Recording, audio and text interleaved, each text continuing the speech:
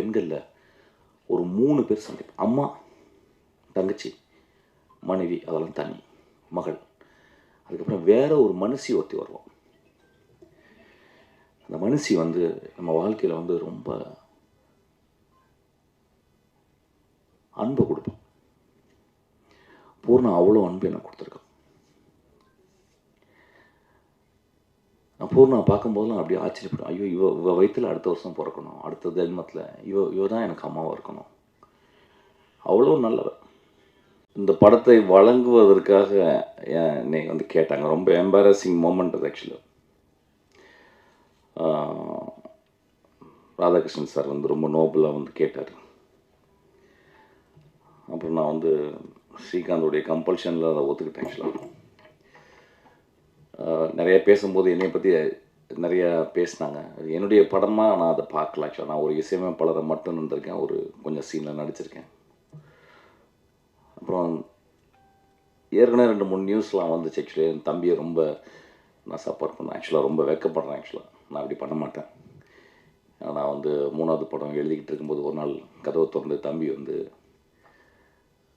நான் அவங்கள்ட்ட அசிஸ்டன்ட் டைரக்டராக ஜாயின் பண்ணுறேன்னொன்னே கீழே இருந்து செருப்பத்துக்கு அடிச்சிட்டேன். அது ஏன்னா வந்து நான் ஒரு அசிஸ்டன்ட் டைரக்டர் எப்படி எடுப்பேன்னா வந்து நிறையா பேர் அசிஸ்டன்ட் டைரக்டர் வந்து படித்தவங்கள எடுப்பாங்க. நிறைய படிச்சுட்டு நான் நிறைய படிப்பை பற்றி சொல்லுவேன். ஆனால் நான் அசிஸ்டன்ட் டைரக்டர் எடுக்கும்போது ரொம்ப எளிமையாக இருக்கணும்னு பார்ப்பேன், ரொம்ப ஏழையாக இருக்கணும்னு பார்ப்பேன். அப்பா இல்லாத அம்மா இல்லாத அசிஸ்டன்ட் டைரக்டரை அவனை எடுக்கணும்னு பார்ப்பேன். ஆனால் அந்த மாதிரி ஆளுங்களுக்கு தான் ஏதோ சமூகத்துக்கு ஏதோ ஒரு நல்ல கதை சொல்லணுன்ற ஒரு எண்ணம் இருக்கும்.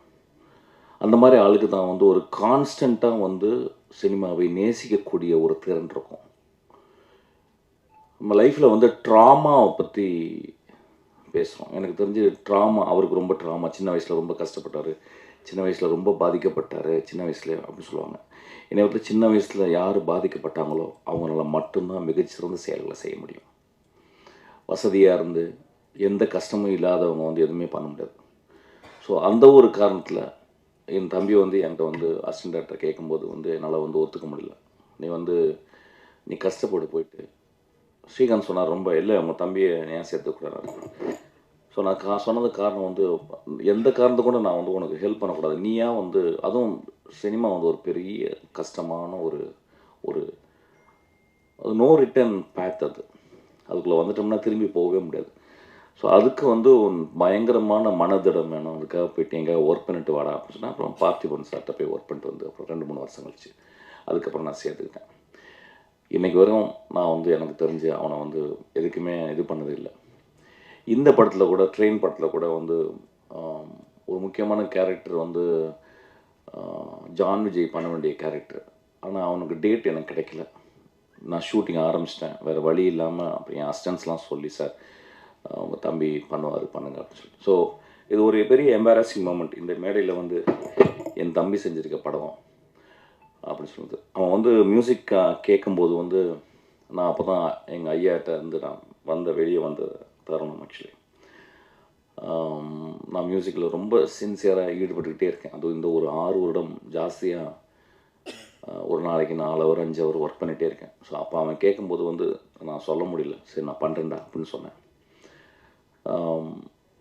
அப்படி தான் அந்த படத்தில் நான் நுழைஞ்சேன். ஆக்சுவலாக நான் வந்து ஒரு லாஸ்ட்டாக தான் நான் இருக்கணும்னு பார்க்குறேன். ஆனால் இங்கே இந்த மேடையில் வந்து ரொம்ப ஒரு நடுவில் உட்கார வச்சு ரொம்ப ரொம்ப எம்பாரஸ் பண்ணிட்டாங்க. நான் என் தம்பிகிட்ட சொல்கிறது ஒரே ஒரு விஷயந்தான், இந்த வாழ்க்கையில் வெற்றி அப்படின்றது ஒன்றுமே இல்லை. வெற்றி ஒன்றுமே இல்லைன்னா தோல்வியும் ஒன்றுமே இல்லை. இந்த வாழ்க்கையில் வாழ்ந்துக்கிட்டே இருக்கணும், நடந்து போய்கிட்டே இருக்கணும். நான் நிறைய பேரை பார்த்துக்கிட்டே இருக்கேன். இதே ரோட்டில் நான் ₹1 இல்லாமல் பஸ்ஸுக்கு காசு இல்லாமல் அப்படியே நடந்து அப்படியே தேனாம்பேட்டை வரைக்கும் நடந்து போயிருக்கேன். இன்றைக்கி ரொம்ப பெருசாக சாதிச்சது மாதிரி நினைக்கவே இல்லை. ஆக்சுவலாக இன்றைக்கும் அதே மாதிரி தான் இருக்கேன். இன்றைக்கி எனக்கு ஒரு புத்தகம் வாங்குறதுக்கு அல்லது ஒரு நல்ல படத்தை பற்றி பேசுகிறதுக்கு யாரோ ஒரு நண்பன் இருந்தால் போதும். இந்த வாழ்க்கையில் வந்து பெருசாக நம்ம வந்து சாதிக்க போகிறோம்னு நினச்சிக்கிருக்கோம். யாருமே சாதிக்க முடியாது. சாதித்தவங்களாம் மிகப்பெரிய மனிதர்களுக்காக. இந்த படத்தில் கிளைமேக்ஸில் ஒரு டயலாக் எழுதியிருக்கேன், ஒரு நல்ல மனிதன், ஒரு சாதாரண மனிதன் தனக்காகவும் தன் குடும்பத்துக்காகவும் வாழ்கிறான், ஒரு நல்ல மனிதன் அடுத்தவர்களுக்காக இந்த உலகத்துக்காக வாழ்கிறான் அப்படின்றது. அது ரொம்ப பேர் கம்மி பேர் தான் பண்ண முடியும் ஆக்சுவலாக. ரொம்ப கம்மி பேர் தான் பண்ண முடியும். நம்மளாம் பண்ண முடியுமான்னு தெரில ஆக்சுவலாக. ஸோ அதனால தான் தம்பிகிட்ட சொல்லுவேன், இந்த இந்த மேடையில் நான் ஆரம்பிக்கும் அதான் சொல்கிறேன், இந்த படத்தினுடைய வெற்றியோ தோல்வியோ கிடையாது. ஒரு படம் நீ ஜென்யூனாக நீ பண்ணியிருந்தேன்னா, அது என் தம்பிக்கு இல்லை, என் அசிஸ்டன்ட் டைரக்டர் இருக்க எல்லாருக்குமே அதான் சொல்லுவேன். ஏதோ ஒரு வகையில் சினிமா வந்து ஒரு பெரிய அழுத்தத்தை கொடுக்குது. ஓட்டப்பந்தயம் மாதிரி ஆயிடுது. என் அசிஸ்டன்ட் டைரக்டர் தான் சொல்லுவேன், ஓட்டப்பந்தயங்களா சினிமா. நீ 10 வருஷம் 15 வருஷம் நீ வந்து படம் பண்ணாமல் கூட இரு. நான் ஒரு படம் பண்ணும்போது அந்த படம் வந்து எவ்வளோ ஒழுக்கமாக இருக்குது. அந்த படத்துக்குள்ள கேளிக்கைகள், அந்த படத்துக்குள்ள இன்ட்ரெஸ்டிங்கான விஷயங்கள் எல்லாமே நீ பண்ண அந்த படம் ஏதோ ஒரு வகையில் ஒரு இமேஜோ ஒரு சீனோ அது வந்து மனசில் தச்சுக்கிட்டே இருக்கணும். அதை வந்து ட்ரை பண்ண அப்படின்னா அதை இந்த படத்தில் ட்ரை பண்ணியிருக்கான்னு நான் நினைக்கிறேன் ஆக்சுவலாக. ஸோ அந்த படத்தை பற்றி நான் வந்து பெருசாக நான் பேச போகிறதில்ல. இந்த படத்துக்கு வந்து முதல்ல இதை ப்ரொடியூஸ் பண்ண வந்த ராதாகிருஷ்ணன் சாருக்கு ரொம்ப நன்றி. அதுக்கப்புறம் அந்த படத்தை முழுக்க தோல் மேலே போட்டுக்கிட்டு சுமந்த திரு ஹரி அவருக்கு நன்றி. பூர்ணா, நான் விதார்த்தெலாம் பேசிட்டு அதுக்கப்புறம் பேசுகிறேன். விதார்த் வந்து நான் இன்றைக்கி பார்த்தோன்னே சொன்னேன், விதார்த்தம் வந்து என்ன பண்ணுறீங்க, நீ ஒரு 50 வருஷம் சினிமாவில் இருப்ப விதார்த். ஏன்னா இப்போ சினிமா இல்லைன்னா விதார்த் செத்து போய்டும். அந்த மாதிரி தான் அவன் சினிமாக்குள்ளேயே உழண்டு. நான் ஆக்சுவலாக படம் பண்ண வேண்டியது ஏதோ மிஸ் ஆயிடுச்சு ஆக்சுவலாக. ரொம்ப சின்சியரான ஒரு ஆக்டர், ரொம்ப நல்ல பையன், ரொம்ப எளிமையாக பழகக்கூடிய பையன். சில பேருக்கு, சில நடிகர்களுக்கு வந்து மூஞ்சியில் லேண்ட்ஸ்கேப் இருக்கும். ஒரு தமிழ் லேண்ட்ஸ்கேப்பை வந்து இப்போ விஜய் சேதுபதி பார்த்தீங்கன்னா நான் நேற்று தான் அந்த விஷயத்தை பார்த்தேன். நான் க்ளோஸ்அப்பில் பார்க்கும்போது, நான் க்ளோஸ்அப் போக மாட்டேன், நான் தூரத்தில் வந்து பார்க்கும்போது விஜய் சேதுபதிக்கு ஒரு தமிழ் லேண்ட்ஸ்கேப் இருக்குது. அந்த மாதிரி லேண்ட்ஸ்கேப் கொண்ட ஒரு மனிதன் தான் வந்து விதார்த். ஒரு கைத்தட்டுவேன், ரொம்ப போர் அடிக்கிறது, அமைதியாக என்னமோ ஆஸ்பத்திரியில் உட்காந்துருக்க மாதிரி போயிட்டு. ரொம்ப வெகு சிலர் ஆக்டர்ஸ் தான் அந்த மாதிரி ஒரு லேண்ட்ஸ்கேப் இருக்கும். அந்த மாதிரி ஒரு லேண்ட்ஸ்கேப் கொண்ட ஒரு மனிதன் உழைச்சிக்கிட்டே இருக்கணும் விதார்த். நானும் அதுதான் பண்ணிக்கிட்டு இருக்கேன். எனக்கு பெரிய வெற்றிகள் தேவையில்லை, பெரிய பணம் தேவையில்லை, பெரிய புகழ் தேவையில்லை. நான் 365 நாளும் வேலை செய்கிறதுக்கு எனக்கு ஒரு சின்ன ஒரு படம் இருந்தால் போதும்னு நினைக்கிறேன். அதுக்கப்புறம் வந்து அருண் ரொம்ப ஸ்மார்ட்டான பையன். நம்ம பேசுறதுக்கு முந்தையே பேச ஆரம்பிச்சிடுவான். Very smart. அதாவது எப்படி சொல்கிறது, he is throbbing with energy. நல்லா படிப்பான். இப்போ வந்து ஜெனன் ஆட்டோமோட்டிவ் சொன்னால் ரொம்ப நாள் என்ன படம்னா சொன்னேன், வந்து ஜெனன் ஆட்டோமோட்டிவ் படிக்கலாம், ஏற்கனவே படித்தோம், திரும்பி படுறா அப்படின்னு. அது படிக்கலாம். ஒரு ஆக்டர் வந்து ஒரு ஜெனன் ஆட்டோ மோட்டர் சைக்கிள் படிக்கிறது வந்து ரொம்ப ரேர் அப்படின்னு நினைக்கிறேன் ஆக்சுவலாக. அதை படித்து வந்து ரொம்ப சின்சியராக டிஸ்கஸ் பண்ணுவான். ஸோ இஸ் அ வெரி ரொம்ப இன்டெலிஜென்ட்டான ஒரு ஆக்டர் ஆக்சுவலி. அப்புறம் ஆக்டிங்கும் ரொம்ப சின்சியராக பண்ணுறான். அந்த படத்தில் அவன் கூட ஒர்க் பண்ணி பார்த்தேன். தம்பி தான் வந்து ரெக்கமெண்ட் பண்ண, நல்ல பையனை அப்படின்னு சொன்னேன். என்னடா சொல்கிற, தெலுங்குலேருந்து வந்து நான் தமிழ் பையனை, நம்ம வீட்டில் பக்கத்துலேயே இருந்த பையனை அப்படின்னு சொன்னான். அப்புறம் அவன் பெர்ஃபார்மன்ஸ் பார்த்து எனக்கு ரொம்ப பிடிச்சிச்சு. இந்த படத்தில் ஒரு முக்கியமான கேரக்டர் ட்ரெயினில் பண்ணுறான் அவன் ஆக்சுவலாக. நல்ல கேரக்டர் அவனுக்கு ஒரு எழுதியிருக்கேன் ஆக்சுவலாக. ஒரு சின்ன கேரக்டர் தான், ரொம்ப பியூட்டிஃபுல்லான கேரக்டர். அதுக்கப்புறம் கார்த்திக், சினிமாட்டோகிராஃபர் கார்த்திக், ரொம்ப படித்த பையன், ரொம்ப இன்டலெக்சுவலாக ஒரு சினிமா பார்க்குற பையன். குதிரைவால்லாம் பண்ண ஒரு பையன். அவன் போனோடனே கதை, எனக்கு என்ன மாதிரி கதை நீங்கள் அப்படின்னு சொல்லி கேட்பான் ஆக்சுவலாக. எந்த கதையும் அப்படியே ஒத்துக்கிற ஒரு சினிமாட்டோகிராஃபர் கிடையாது ஆக்சுவலாக. என்கிட்ட வரும் கூட ரொம்ப, சார் நான் எனக்கு எப்போயாவது நீங்கள் படம் பண்ணும்போது நான் இந்த படத்துக்கு நான் நல்லது ஜஸ்டிஸ் பண்ணுவேன் அப்படின்னு சொன்னால் எனக்கு கூப்பிடுங்க சார் சொன்னால் ஒரு ரொம்ப மேன்மையான ஒரு பையன். இந்த படத்தில் வந்து நல்லா பண்ணியிருக்கான். ஆர்ட் டைரக்டர், ரொம்ப கஷ்டமான ஒர்க். ஆர்ட் டைரக்டர் பின்னாலேயே இருக்கணும் ஆக்சுவலாக, அது யாரும் பார்க்க மாட்டோம். ஆனால் ரொம்ப செழுமையாக, ரொம்ப அழகாக, சிம்பிளாக பண்ணியிருக்கான். அந்த படத்தினுடைய எடிட்டரு. அதுக்கப்புறம் சேகர், எதுக்கு வந்து காலில் விழுந்தாலும் தெரியல ஆக்சுவலாக. நிறைய பேர் என்ன தியாகி மாதிரி ஆகிட்டாங்க ஆக்சுவலாக. நான் பார்க்கும்போது ரொம்ப வாயிலன்னு கட்டி ரொம்ப செத்து போன மாதிரி உட்காந்துருந்தேன் ஆக்சுவலாக. காலிலெலாம் வந்து விழுந்தாங்க. காலில் விழுந்து வயசாயிருது ஆக்சுவலாக. நான் சாதாரணமாக வயசாகாது, இப்போ காலில் விழுந்து வயசாயிருது ஆக்சுவலாக. எனக்கு தெரியும், ஒரு 16-18 வருஷமாக எனக்கு தெரியும். சித்திரம்பேசிலேருந்து என் கூடவே இருக்கான் ஆக்சுவலாக. ஓடிக்கிட்டே இருக்கான். அப்படி அப்படியே ஓடி ஓடி ஓடி ஓடி ஓடி இன்றைக்கி வந்து ஒரு ஒரு ஒரு நீ ஒரு ப்ரொடியூசர் லெவலுக்கு வந்துட்டான் ஆக்சுவலாக. சீக்கிரம் என் படத்தையும் பண்ணிடுவ போலடா நீ. ஆமாம். ரொம்ப எளிமையான பையன், ரொம்ப அன்பான பையன், ரொம்ப தன்மையான பையன். அதாவது ஒரு என் குடும்பத்தை சேர்ந்தவன் தான். எது ஓடி வருவான் அப்படி இருக்கணும் அந்த மாதிரி பையன். அதுக்கப்புறம் ஸ்ரீகாந்த். ஒரு சினிமாவில் 30 வருஷம் நட்பு இருக்குமா அப்படின்னா டவுட் தான். பெரிய பெரிய நட்பெல்லாம் இருந்திருக்கு, பிரிஞ்சிருக்கு ஒரு காலகட்டத்தில். அதாவது 2 பேரும் ஒன்றா வருவாங்க, திடீர்னு ஒருத்தர் உயரத்துக்கு போயிடுவார். அப்புறம் ஏதோ இந்த நட்பு தாங்காது. அப்படி ஏதோ ஒரு ப்ராப்ளம் வந்து, ஒரு காம்ப்ளெக்ஸ் வந்து, மனித இயல்பு தானே அது. ஆக்சுவலாக என்னடா கடவுள் நம்மளை வந்து இப்படி பண்ணிட்டானே, என்ன இந்த லக்கு அவருக்கு மட்டும் அடிச்சிருச்சு, எனக்கு ஏன் இது கிடைக்கல அப்படின்ற குழப்பம்லாம் வந்துடும் நட்பில். அந்த குழப்பமே இல்லாத ஒரு மனிதர் தான் ஸ்ரீகாந்த். ஆக்சுவலாக இன்றைக்கி வரைக்கும் நான் மேலே போகும்போது எனக்கு வந்து டக்குன்னு கர்ச்சீப் எடுத்து பாக்கெட்டில் வைப்பார். நான் வேகமாக ஓடும்போது ஓடி வந்து என்னோட இந்த ஷூ போட்டுருங்க மிஷ்கின் அப்படின்னு சொல்லுவார். நான் ஏர்போர்ட்டுக்கு போகும்போது டிரைவர் இல்லைன்னா அவர் ஓட்டு வருவார். நான் சித்திரம் பேசுகிற ஆரம்பிக்கும் போது நான் இரவுகளில் உட்காந்து நான் வந்து எழுதிக்கிட்டே இருப்பேன். நான் வந்து ஒரு இரவு பறவை. அப்போ ஒரு மூலையில் உட்காந்துட்டு அவர் எனக்காக டீ போட்டு கொடுத்துக்கிட்டே இருப்பார். என் லைஃப்பில் மறக்க முடியாத ஒரு நண்பர். ஆக்சுவலி நான் அவரை பற்றி எங்கேயுமே பேசலை. ஆக்சுவலி என்னை ஏன் பேசலைன்னா வந்து அது அப்படியே இருக்கணும்னு ஆசைப்பட்றேன். இன்றைக்கி வரைக்கும் எனக்கு பின்னாடியே இருந்துக்கிட்டு எனக்காக வேலை செஞ்சுக்கிட்டே இருக்கார். ஆக்சுவலி என் தம்பி வேலை செஞ்சதில்லை, எங்கள் அப்பா அம்மா எனக்கு ஹெல்ப் பண்ணதில்லை. ஆனால் எனக்காக அவங்க குடும்பத்தை கூட பார்க்காம எனக்காக என் மகளை பார்த்து கொண்டு, என் மகள்கிட்ட பேசுகிறது கூட எனக்கு டைம் கிடையாது. என் மகளுக்கு இன்றைக்கெலாம் காசு நேரத்தெல்லாம் போய் காசு அனுப்பினார். ஆக்சுவலாக ஸோ என்னை எப்பொழுதுமே நேசிக்கணும். என் வாழ்க்கையில் என்ன பெருசாக சாதித்தேன் அப்படின்னா, நான் சாகும்போது ஸ்ரீகாந்த் என் கூட இருப்பார்.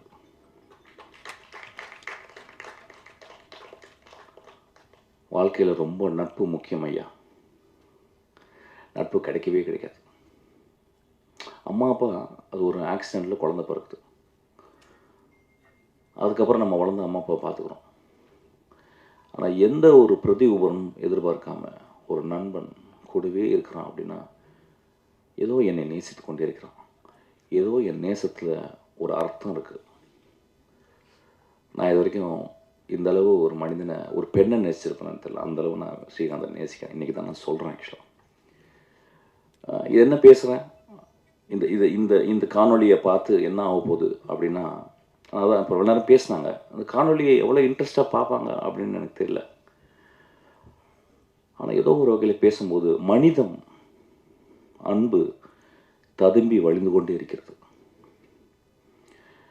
என் வாழ்நாள் முழுவதும் என்னை பார்த்து கொண்டிருக்கும் இந்த மகா மனிதனை பற்றி பேசுறது ரொம்ப சந்தோஷப்படுறேன். எல்லாருக்குள்ளேயும் நட்பு ரொம்ப ரொம்ப இம்பார்ட்டன்ட்.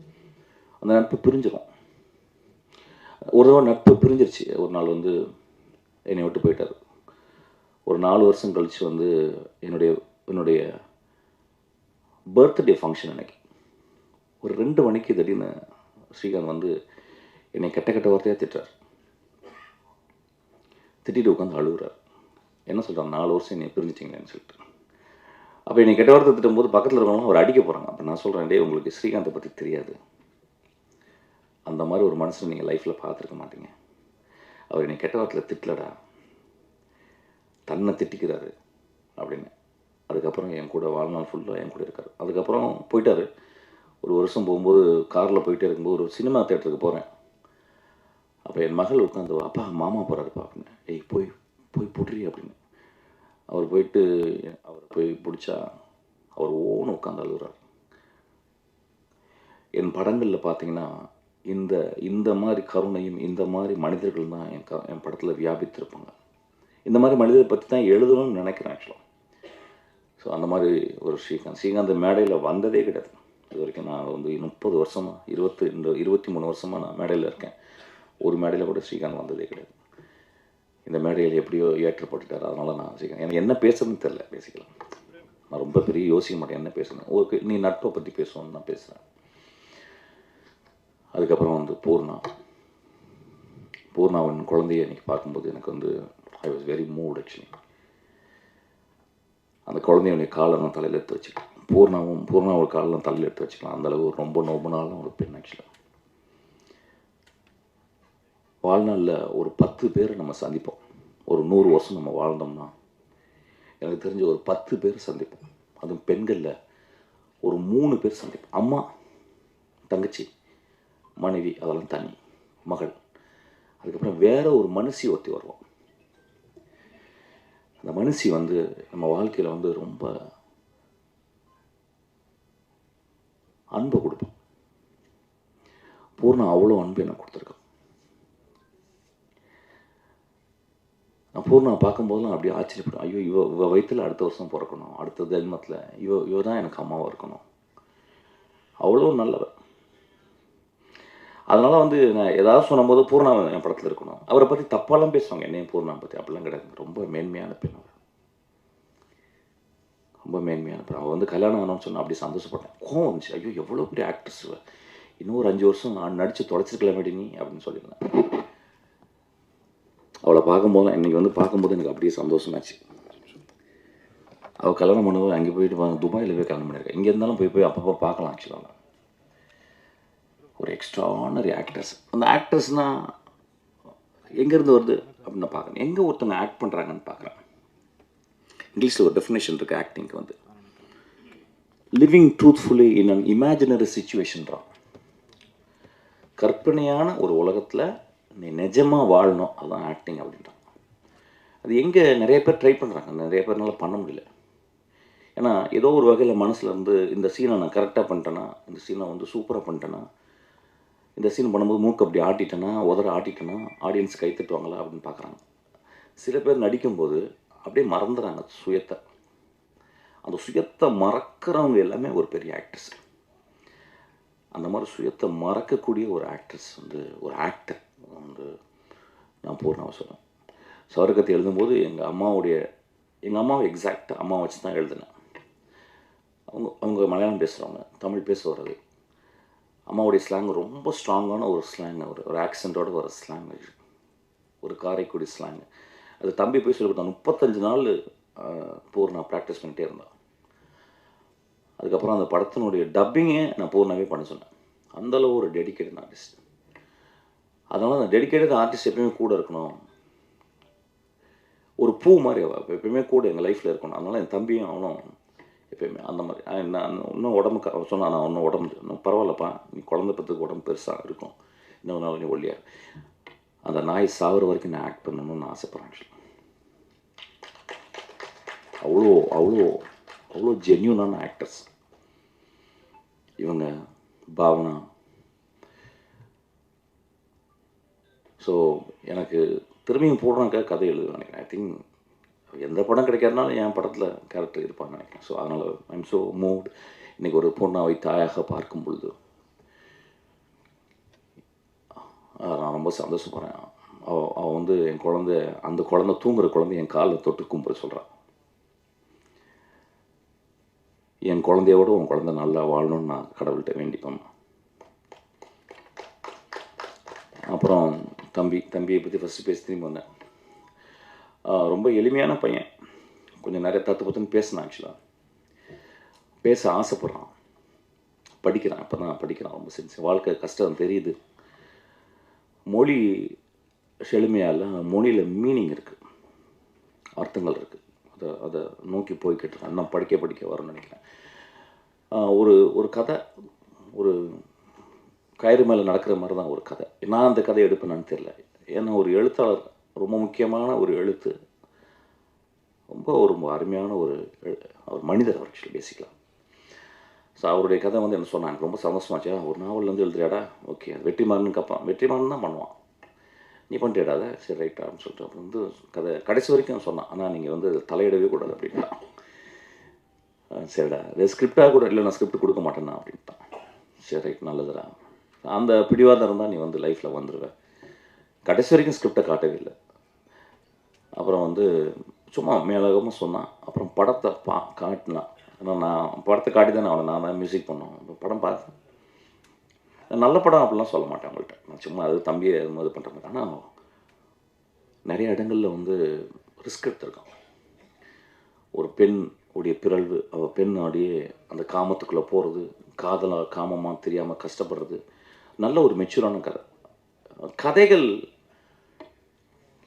நிறைய என்ன கதைகள் சொல்கிறோம் அப்படின்றது வந்து ரொம்ப பெரும் குழப்பம் இருக்குது. அதனால் இப்போ வந்து நான் பார்த்துட்டேன். இப்போ நிறைய படங்கள் பார்த்தீங்கன்னா இந்த வீடியோ கேம் மாதிரி கண்டினியூஸாக சுட்டுக்கிட்டே இருக்காங்க. கொட கொட கொட கொட கொடன்னு சுட்டுக்கிட்டாங்க. ஹெலிகாப்டர் சம்மந்தமே இல்லாமல் வீட்டுக்குள்ளெல்லாம் வருது. ஏன் வருதுன்னே தெரில. என் படத்துலையும் கிளைமேக்ஸில் ஒரு சின்ன ஹெலிகாப்டர் வேணும்னே அப்படி வர வச்சுட்டு போயிட்டுருக்கேன். அதுக்காக தானு சார் சொன்னேன். தானு சார் எப்படின்னா எதை கேட்டாலும் 100 தந்துடுறாரு. நான் ஒன்று சார் ஒரு வண்டி 100 வண்டி அனுப்பிடுறேன்ப்பான்றாரு. நான் ஹெலிகாப்டர்னு சும்மா சொன்னேன். உடனே வந்துட்டு அவர் ஹெலிகாப்டர் கொண்டாந்தனப்பான்னு போயிட்டார். சார் இல்லை சார், நான் வேணும்னே என் படத்தில் தூரத்தில் ஒரு ஹெலிகாப்டர் வர மாதிரி காட்ட போகிறேன் சார் அப்படின்னு நான் சொல்லியிருக்கேன் ஆக்சுவலாக. ஸோ என்ன கதைகள் பண்ணுறதுன்னே தெரியல. அப்புறம் இந்த பையன் என்னங்க புரியல 10 நிமிஷம். அப்புறம் இவன் வந்து ஒரு கதை, ஒரு ஒழுக்கம், ஒரு நியாயம் அதில் இருக்குது. அது எப்படி பண்ணுனா, அது எப்படி சுவையாக இருந்துச்சுன்னா ஆடியன்ஸ் தான் வர்டி கொடுக்கணும். நான் சொல்லக்கூடாது. இங்கே நிறைய பேர் சொன்னாங்க நல்ல படம், நான் அப்படிலாம் சொல்ல மாட்டேன். நல்ல படம்லாம் ஓடிதான். நந்தலால நல்ல படம் தான். ஓனாய் ஆட்டுக்குட்டி நல்ல படம் தான். இந்த போன வாரம் ஜப்பானில் ஓனாய் ஆட்டுக்குட்டி வந்து போட்டுட்டு ஒருத்தர் ஜப்பான் ப்ரொஃபஸர் கூப்பிட்டு பேசுகிறாரு என்கிட்ட. படம் ரொம்ப நல்லா இருந்துச்சுன்னு. அப்படிங்களாங்க, தமிழ்நாட்டில் நல்லா இல்லைங்க அப்படின்னு. ஸோ அது நல்ல படம் அப்படிலாம் கிடையாது. ஆனால் ஒரு படம் நன்றாக மனது ஆழத்திலிருந்து நிஜமாக நான் நல்ல படம்னு எடுத்துகிற படம் எல்லாமே வாழ்நாள் முழுதும் நல்லாயிருக்கும். உதிரிப்புகள் நம்ம மறக்க முடியுமா? ரஜினிகாந்த் சொல்கிறாரு வந்து, போன தங்கச்சி திருப்பி வந்து கட்டி பிடிச்சி அழுகுறா, யோ போயா அப்படின்னா. இது போதாத அந்த படத்தை மறக்க முடியுமா? ஸோ ஒரு நல்ல படம், வாழ்க்கையை சொல்லக்கூடிய படம், வாழ்க்கையை எப்படி வாழ வேண்டும் என்று சொல்லக்கூடிய படம், எப்படி நேசிக்கப்பட வேண்டும் என்று சொல்லக்கூடிய படம், எதற்காக வாழ்கிறோம் என்ற கேள்விகளை எழுப்புகிற படம், அது நல்ல படம் தான். இதில் அந்த மாதிரி சில கேள்விகள் இருக்குது. ஸோ அதனால் I think for us it's considers a decent film. படம் எப்படி சுவையாக இருந்தது, எப்படி நல்லா இருந்துச்சுன்னா பத்திரிக்கைக்காரங்க எழுதணும். அதுக்கப்புறம் படம் பார்த்துட்டு அது நல்லா இருக்குன்னு சொல்லணும். So that rest up to the audience and the people. இந்த மேடையில் வந்து படம் ரொம்ப நல்லா பண்ணியிருக்கேன் நம்ம சொல்கிறது வந்தது. ஸோ அந்த படத்தில் அந்த மாதிரி ஒரு விஷயம் இருந்துச்சு. அப்புறம் மியூசிக்கு நான் ஐயாட்டிருந்து வந்த உடனே சண்டை, கண்டினியூஸாக சண்டை. நான் சண்டை போட்டுகிட்டே இருக்கேன், அவர் என்னை திட்டிக்கிட்டே இருக்காரு. அப்புறம் ஒரு ரொம்ப மனசு கஷ்டமாயிடுச்சு. அப்புறம் இனிமேல் வந்து வெளியே வரும்போது இப்படி ஒரு கொடுத்துருக்கான். சரி என்ன பண்ணலாம், என்னுடைய குருநாதர் இப்போ ரீசெண்டாக ராம்மூர்த்தி, அவர் வந்து ஒரு 2 வருஷமாக எனக்கு அவர் மியூசிக் சொல்லி கொடுத்துருக்காரு. நானும் ஒரு 6 வருஷம் படிக்கிறேன். ஸோ அதனால் வந்து சரிடா எனக்கு புதுசாக எதாவது பண்ணலாம் அப்படின்னு சொல்லிட்டு இந்த படத்தில் இறங்கியிருக்கேன். ரீரெக்கார்டிங் வந்து இந்த த்ரூஅவுட் இந்த படத்தில் வந்து ஒரு கம்ப்யூட்டர் ஜெனரேட்டட் மியூசிக், அதாவது ஏதாவது ஒரு லூப்பில் இருந்து எந்த எதுவுமே எடுக்கலை. முழுக்க உண்மையாக இருக்கிற, ஃபார் எக்ஸாம்பிள் வயலினிஸ்ட்டுன்னு இருக்காங்க நம்ம ஊரில், நிறைய பேருக்கு தெரியாது. இங்கே எக்ஸ்ட்ராடினரி வயலினிஸ்ட், அந்த ஸ்ட்ரிங் செஷனில் உள்ளவங்க. எனக்கு தெரிஞ்ச கல்யாண் சார், அதுக்கப்புறம் செல்லிஸ்ட் சேகர், இவங்க இன்டர்நேஷ்னல் லெவலுக்கு இவங்க பெரிய ஆளுங்க. ஆனால் இன்றைக்கி அவங்கள நிறைய யூஸ் பண்ணாமல் கம்ப்யூட்டர் ஜெனரேட்டாகவே நிறைய. ஆனால் இந்த படத்தில் அப்படி இல்லாமல் முழுக்க ஒரு லைவ் இன்ஸ்ட்ருமெண்ட்லேயே பண்ணணும்னு சொல்லிட்டு நான் பண்ணியிருக்கேன் ஆக்சுவலாக. அப்புறம் ஒரு பரவாயில்லாமல் பண்ணியிருக்கேன். ஒரு 36 மார்க்குக்கு ஒரு ரீரெக்கார்டிங் பண்ணியிருக்கேன். நான் எப்போயுமே அப்படி தான் எய்ம் பண்ணுவேன், 36 மார்க்கு வந்தால் போதும் அப்படின்னு. அந்த மாதிரி ஒரு 36 மார்க் எய்ம் பண்ணியிருக்கேன். ஒரு 5-6 பாட்டு போட்டிருக்கேன். பாட்டு வந்து எப்பயுமே சின்ன வயசுலேருந்து பாடிட்டே இருப்பேன். நான் கம்போஸ் பண்ணிகிட்டே இருப்பேன். நான் எழுதி பாடுவேன். அந்த மாதிரி இதில் வந்து எனக்கு ரொம்ப இதில் பிடிச்ச பாட்டு வந்து ஒரு கடவுளுக்கு ஒரு கோரிக்கை அப்படின்ற ஒரு பாட்டு, ஒரு தினவு பாட்டு எனக்கு ரொம்ப பிடிச்ச பாட்டு. அது வந்து இந்த படத்தில் கம்போஸ் பண்ணியிருக்கேன். அதுவும் ஒரு 36 மார்க்கு பாஸ் போடலாம். 100 மார்க் வாங்கவே முடியாது. 100 மார்க் வாங்கக்கூடிய ஒரே மனிதர் இளையராஜா மட்டும்தான். அவர் அதுக்கப்புறம் ஒரு Rahman. So I cannot think about walking equal to them. They are far ahead actually. ஒரு இன்ட்ரெஸ்ட்டில் இந்த படத்தை நான் பண்ணியிருக்கேன் மியூசிக்கு. இப்போ இந்த படத்துக்கும் அந்த பாட்டை கேட்டுட்டு தானு சார் சொன்னார், தம்பி இந்த படத்துக்கு நீங்களே பண்ணிருங்கன்னாரு. இந்த படத்தை பண்ணுறேன். 2 பேரை பற்றி நான் சொல்லணும். இந்த படத்தை நான் பண்ணிக்கிறதுனால இப்போவே ப்ரமோஷன் ஆரம்பிச்சிடலான் இருக்கேன். நான் நான் பார்த்து இவ்வளோ வருஷம் 23 வருஷம் நான் ஒரு நிறைய ப்ரொடியூசரோட பழகியிருக்கேன். இந்த அனு சார் மாதிரி ஒரு ப்ரொடியூசர் நான் பார்த்ததே இல்லை. என்னை ஒரு குழந்தை மாதிரி பார்த்துக்கிறாரு. யூஸ்வலாக எந்த ப்ரொடியூசரும் எனக்கு பிடிக்காது. ஆக்சுவலாக நான் ஒர்க் பண்ண ப்ரொடியூசர்லாம் நான் ரொம்ப மோசமானவன் அப்படின்லாம் சொல்லுவாங்க. நிறைய செலவு பண்ணுறேன் அப்படின்னாங்க. அதெல்லாம் பொய் அப்படின்னு அவர் சொல்கிறார். ஆக்சுவலாக அந்தளவு என்னை பத்திரமா பார்த்துக்கிறாரு. அப்புறம் என் தம்பி விஜய் சேதுபதி, இந்த படத்துக்கு நான் எனக்கு அவ்வளோ சின்சியராக ஒர்க் பண்ணுறான். இந்த கதையும் கிட்டத்தட்ட இன்ட்ரோல் வரைக்கும் நான் முடிச்சிட்டேன். ஆக்சுவலாக எடிட் பண்ணி பார்த்தேன். ரொம்ப எக்ஸ்ட்ரானரியாக பண்ணியிருக்கேன். எனக்கு ரொம்ப சந்தோஷம். விஜய் சேதுபதி இன்னொரு பரிமாணம் விஜய் சேதுபதிக்கு இந்த படத்தில் கொடுத்துருக்கான். இந்த படம் டெவில்ன்ற படம் நல்லா இருந்தால் மட்டும் நல்லா இருக்குன்னு எழுதுங்க. நல்லா இருந்தால் மட்டும் இந்த படத்தை பார்த்து பக்கத்து வீட்டில் சொல்லுங்கள், இந்த படம் ஓடட்டும். நன்றாக இருந்தால் இந்த படம் ஓடும் தம்பி, நன்றாக இல்லாட்டினா ஓடாது. ஓடாட்டினா பரவாயில்ல, ஓடு, நீ ஓடிட்டே இரு. வாழ்க்கையில் வெற்றியும் இல்லை, தோல்வியும் கிடையாது. வாழ்க்கையில் ஓடிக்கிட்டே இருக்கணும். நன்றி, தேங்க்யூ. நீங்கள் நிறைய பாட்டு தமிழ் சினிமாவில் பாடியிருக்கீங்க. ஸோ இந்த படத்தில் ஏதாவது ஒரு 2 வரி மட்டும் எங்களுக்காக பாடுறீங்களா? அப்படியா? பாட்டு நான் தான் எழுதுனேன், ஞாபகம் இல்லை. தனனே நானே நானே